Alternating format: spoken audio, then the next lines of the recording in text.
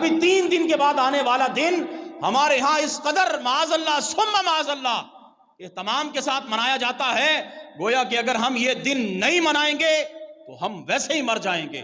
نا میرے نوجوانوں، ہم مسلمان ہیں، ہم نے رسول اللہ صلی اللہ علیہ وسلم کا کلمہ پڑھا ہے، اور میں نے پچھلے سال بھی ایک بات کہی تھی انہی دنوں کے اندر کہ 14 فروری کو تم بازار سے ایک پھول خرید کر کسی کی ماں بہن بیٹی کو جا کر اگر پیش کرتے ہو تو پھر انتظار کرو شام تک وہی پھول لوٹ کر تمہارے گھر بھی آئے گا، تیری بہن کو بھی ملنے والا ہے پھول، تیری بیٹی کو بھی کوئی پھول پیش کرنے والا ہے، تیرے کسی گھر والے کو بھی کوئی بندہ پھول پیش کرنے والا ہے۔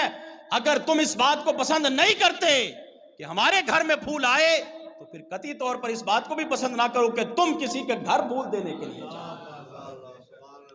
اسلام دین حیات ہے، ہم سال میں ایک دن یوم محبت نہیں، وہ ہم تو روزانہ یوم محبت مناتے ہیں۔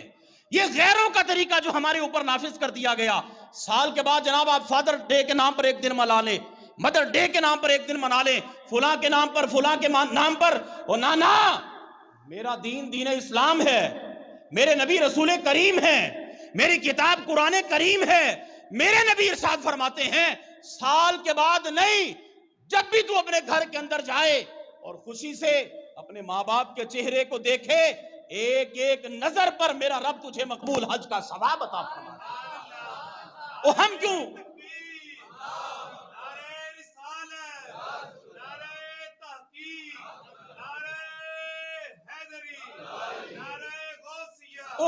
سال کے بعد باپ کا دن منائے، ماں کا دن منائے، محبت کا دن منائے؟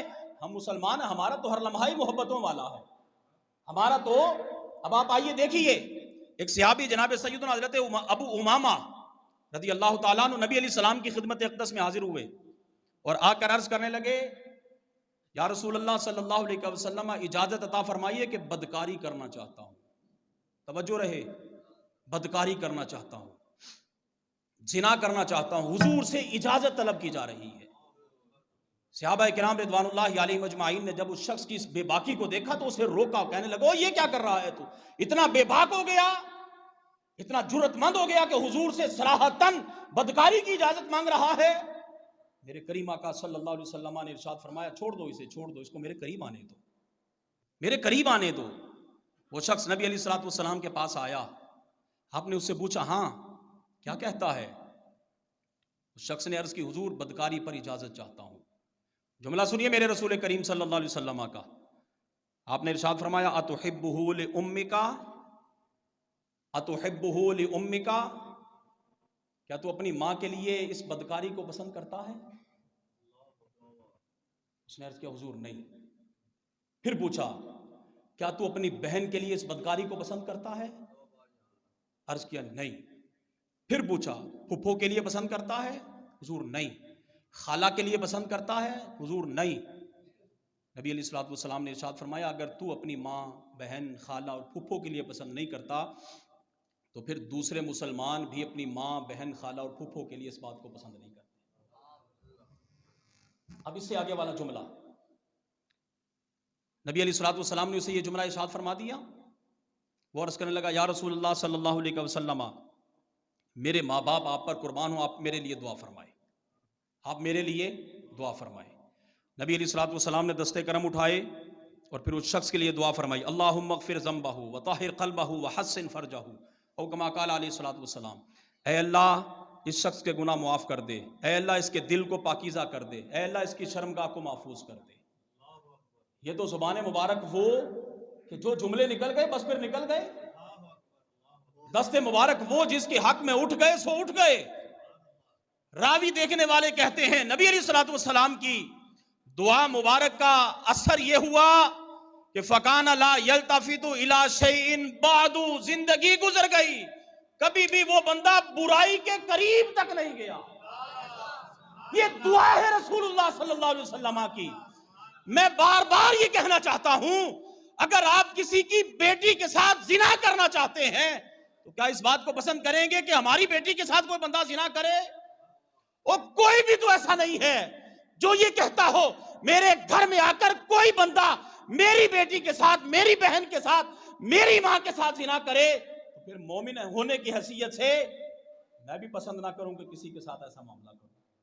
لہٰذا 14 فروری کو میرے نوجوان بالخصوص اگر بازار جا کر کچھ پیسے خرچ کر کے پھول خرید کر تو کسی غیر محرم کو دینا چاہیں، میرا مشورہ اس کے لیے یہ ہے کہ اس پھول پر پیسے خرچ کرنے کی بجائے بازار سے ایک حجاب لا کر اپنی بہن کے سر پر ڈال دے، اپنے بہن کی سر پر ڈال دے، اپنے ماں کی سر پر دوپٹہ دے دے، تاکہ اس نوبت تک بات ہی نہ پہنچے۔ اور ہم تو اللہ کا جتنا بھی شکر ادا کریں کم ہیں۔ پروردگار عالم نے ہمیں ایک آزاد مملکت جو عطا فرمائی، رسول کریم صلی اللہ علیہ وسلم کے طفیل ہمیں یہ خطہ مل گیا، اور آج ہم جس انداز میں زندگی گزارنا چاہیں گزار سکتے ہیں۔ کیا آپ خبریں نہیں دیکھ رہے؟ وہ انڈیا کے اندر ہماری بچیاں صرف اپنا سر ڈھانپنے کے لیے کئی دن سے برسرے پیکار ہیں، کئی دن سے احتجاج کر رہی ہیں، اور میں سلام عقیدت پیش کرتا ہوں اپنی اس بہن کو، اپنی اس بیٹی کو کہ جس نے ہندوؤں کے ایک مجمع کے سامنے ساری امت کی لاج رکھتے ہوئے اللہ اکبر اللہ اکبر اللہ اکبر کی صدائیں بلند کر دی۔ ہم کیا چاہتے ہیں؟ یہ میری نوجوان لڑکیاں، میری بہنیں، میری بیٹیاں کیا یہ نہیں جانتی کہ ٹک ٹاک پر سال سال ناچنے کے باوجود انہیں وہ شہرت، وہ مقام حاصل نہیں ہو سکتا جو اسے ایک پردہ دار خاتون کے صرف اللہ اکبر کے بلند کرنے پر حاصل ہو؟ کیا یہ نہیں جانتی؟ کیا ان کی عقل میں نہیں آتی کہ عزت کس چیز میں ہے؟ عزت اپنے جسم سے یہ لباس اتار دینے میں نہیں، وہ عزت اپنے سر کو، اپنے جسم کو دوپٹے سے ڈھانپ لینے کے اندر۔ اگر دوپٹے کی وجہ سے خاتون بری لگتی تو میرا رب کبھی بھی نہ فرماتا وَقُلْ لِلْمُؤْمِنَاتِ يَغْضُضْنَ مِنْ أَبْصَارِهِنَّ وَيَحْفَظْنَ فُرُوجَهُنَّ وَلَا يُبْدِينَ زِينَتَهُنَّ إِلَّا مَا ظَهَرَ مِنْهَا۔ میرا رب کبھی بھی سر ڈھانپنے کا حکم نہ فرماتا، کیوں؟ دین اسلام ہے، دین فطرت ہے۔ اور جن خواتین کا نام تم لیتی ہو میری ماں اور بہنوں، ان کی سیرت تابناک تمہارے سامنے ہے۔ تم غلام ہو سیدہ کائنات کی، تم غلام ہو ام المؤمنین عائشہ الصدیقہ کی، تم غلام ہو حضرت خدیجہ الکبریٰ کی۔